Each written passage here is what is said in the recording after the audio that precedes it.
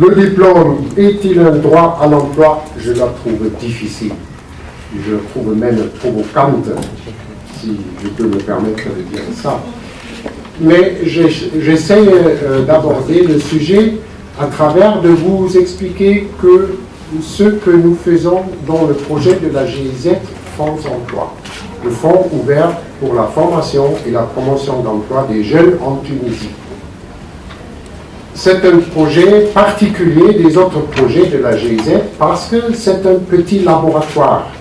C'est un laboratoire dans lequel on demande les acteurs tunisiens qui sont touchés par l'emploi. Chers amis tunisiens, qu'est-ce que vous pensez? Quelle activité pouvez mener à l'emploi dans votre pays pour nos jeunes?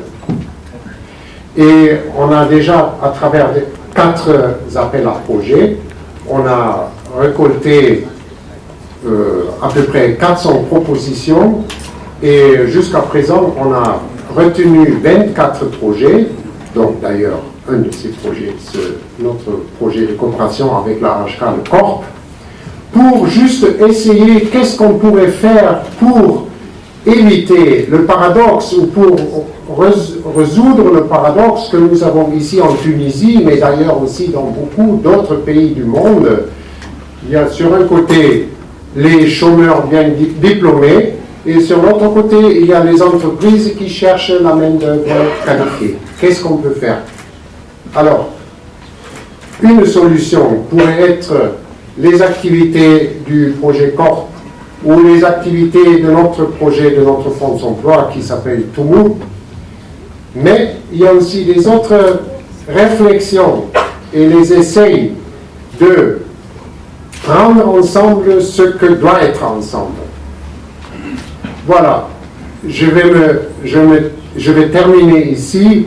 Je vais vous dire que les 24 projets, et on va avoir entre 6 et 8 projets de plus, on va bien étudier les résultats de ces projets. On a installé, dernier décembre, un conseil consultatif qui est présidé par le chef du cabinet du ministère de la formation professionnelle et de l'emploi, pour juste capitaliser ces idées et pour faciliter le dialogue entre les 3 groupes cibles qui sont adressés par le Fonds d'emploi. C'est la société civile, ce sont les entreprises, le secteur privé et c'est la structure étatique, pour faciliter le dialogue entre les 3 partenaires principaux qui doivent tous concentrer les efforts pour juste résoudre ce paradoxal, les chômeurs diplômés ici et les postes libres dans l'économie tunisienne.